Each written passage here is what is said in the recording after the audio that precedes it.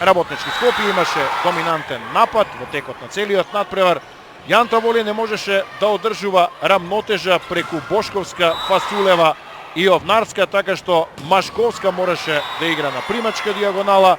Горан Јановиќ направи шок терапија со позицијата на одбојкарките во третиот сет, успеа да го освои, иако противничките имаа 23-19, меѓутоа не беше во позиција да направи, се разбира, чудо, да освои бот или пак да направи целосен пресврт и да го добие овој меч, на кој што кај Работнички Скопје 22 поена освои Баталаковска, а 17 Тамара Стојанова, додека пак Јанта Воли најефикасни беа Симона Стојановска со 15 и Машковска со 12 поени.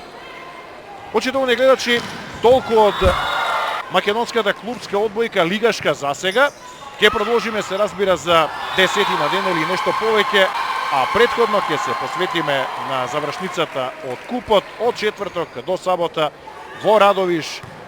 3 дена по 2 надпревара, најпрво на 23 машките полуфинални средби, на 24 март, овој месец, петок, женското полуфинале во кое што ќе има реприза на мечот меѓу Јанта Воли и Работнички Скопје, и за недела се закажани финалните средби во машка и во женска конкуренција, така што во наредните денови ќе има многу одбојка на македонската телевизија.